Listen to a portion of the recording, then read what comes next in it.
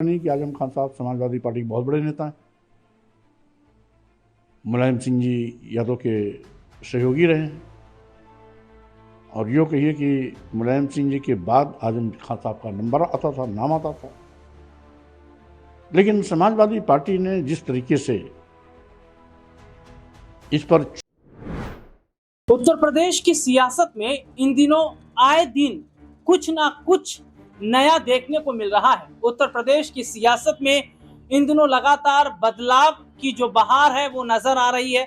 सियासत में संग्राम भी छिड़ा हुआ है और वो इस वजह से क्योंकि जब से आजम खान जेल से बाहर आए हैं उनको लेकर सवाल खड़ा हो रहा है कि क्या वो सपा में रहेंगे या बसपा में रहेंगे।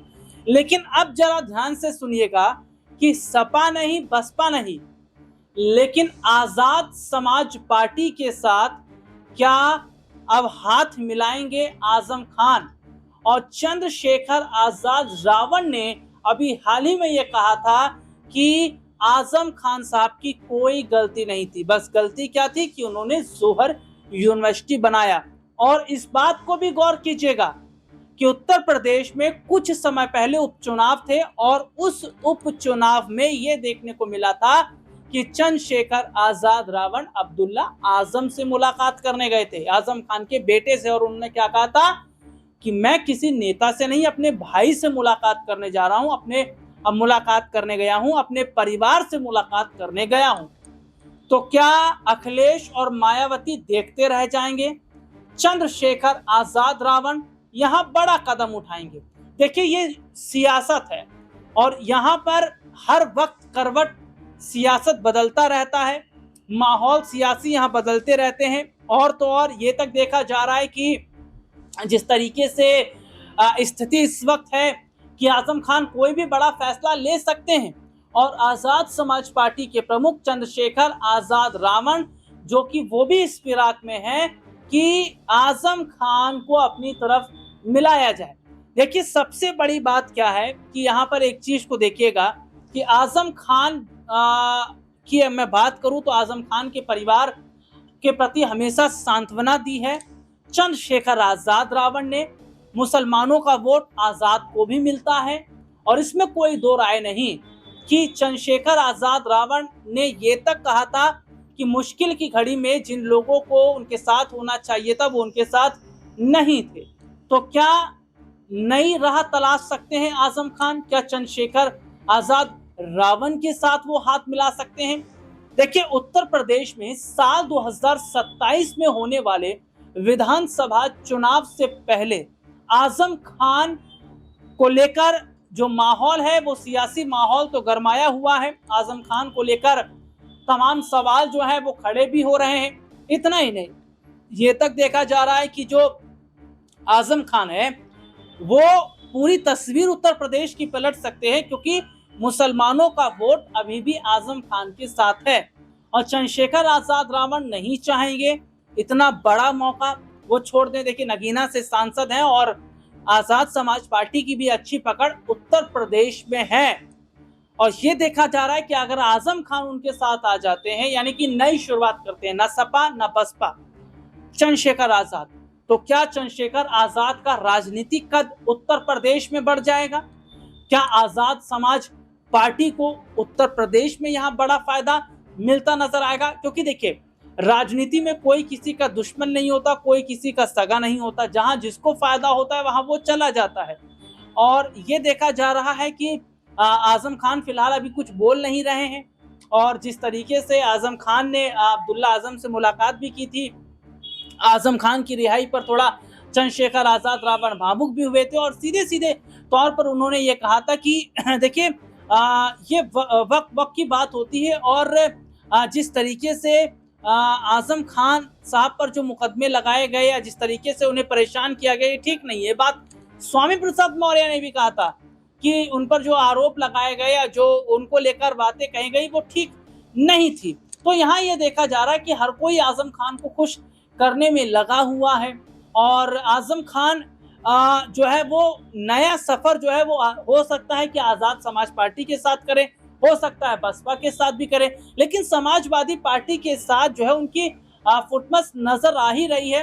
समाजवादी पार्टी के साथ उनकी दूरियां देखने को मिल ही रही हैं। इतना ही नहीं, जिस तरीके के सियासी हालात इस वक्त बने हुए हैं और जिस तरीके से स्थितियां इस वक्त बनी है, वो ये साफ तौर पर बताती हैं कि आजम खान के साथ गलत तो हुआ है, क्योंकि आजम खान जिसने समाजवादी पार्टी की सरकार को बनाने में अपना अहम रोल निभाया, जो आजम खान समाजवादी पार्टी के लिए बहुत कुछ थे, वही समाजवादी पार्टी आजम खान को छोड़ो।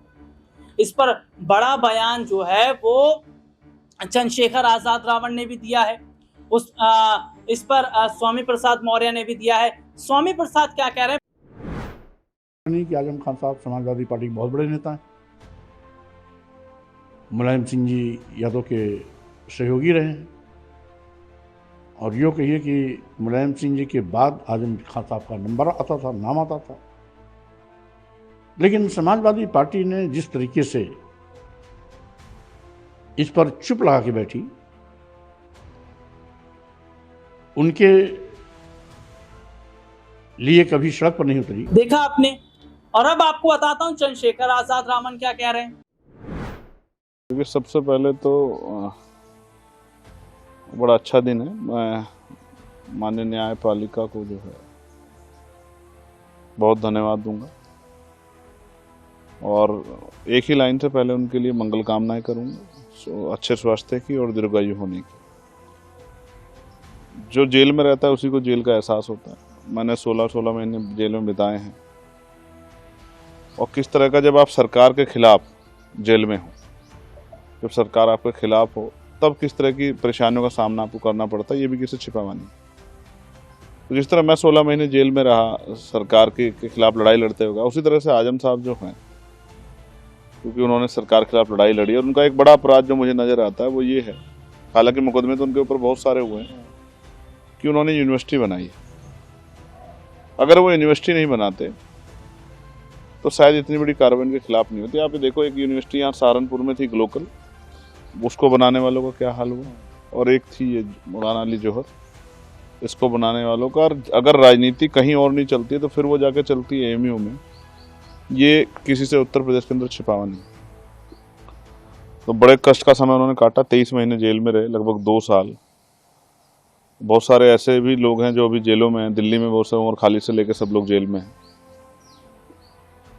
तो ये जो समय था, उनकी पत्नी ने जेल, बीमार होते जेल काटी, उनके बेटे ने जेल काटी, बड़े तकलीफ का समय था। उनसे मेरे राजनीतिक रिश्ते नहीं, पारिवारिक रिश्ते हैं। वो हमेशा मेरे दुख में, सुख में, मेरी लड़ाई में उन्होंने साथ दिया, और मैं भी लगातार जेल में, चाहे अब्दुल्ला से मिला हूँ या आजम साहब से मिला हूँ, या उनके घर परिवार में जो है उनकी जो पत्नी है तंजीम फातिमा जी, उनसे जो है मेरी मुलाकात हुई। और जिस तरह उन्होंने मुझसे दर्द बयां किया था, और उन्होंने मुझसे कुछ नहीं, बस यही कहा कि आप कोशिश कीजिए, प्रार्थना भी कीजिए, और पार्लियामेंट में भी कोशिश कीजिए कि आवाज़ उठे। तो मैंने पार्लियामेंट में हमेशा जब भी अवसर आया तो मैंने आजम साहब को, जो झूठे मुकदमे लगा के जेल में डाला गया, ये आवाज़ उठाई, और मीडिया के माध्यम से भी, प्रोटेस्ट में भी अपनी बात को रखा। तो आज मैं बड़ा अपने आप को खुशी के पल महसूस कर रहा हूँ कि एक हमारे साथी जो बड़े सीनियर नेता हैं उत्तर प्रदेश के, आज वो जेल से बाहर आ गए और अपने परिवार के बीच में पहुँचे हैं। और जेल, कोई कुछ भी कहता रहे, जेल जेल होती है, और जेल आपको बहुत कुछ देती है, आपसे बहुत कुछ लेती है। सबसे बड़ा तो समय है जो आपको वापस नहीं मिलेगा। इस बीच में कितने ऐसे लोग होंगे जो उनसे जुड़े हुए, जिनके साथ तकलीफें हुई होंगी, कुछ लोग की जान गई होगी, बहुत सारी खुशियाँ होंगी, लेकिन वो अपने परिवार से दूर थे। कहीं ईद भी बिना उसके बीती होंगी, कहीं और भी आयोजन बिना उसके हुए होंगे। तो उस परिवार के लिए एक अच्छा दिन है। मैं उस परिवार को मुबारकबाद पेश करता हूँ, और माननीय न्यायपालिका का बहुत बहुत धन्यवाद करता हूँ। ये दोनों बयान हमने अपने दर्शकों को दिखाए। अब यहाँ पर ये देखना होगा कि क्या वाकई अपना नया सफर आजम खान चंद्रशेखर आजाद रावण की पार्टी के साथ करेंगे, या फिर बसपा के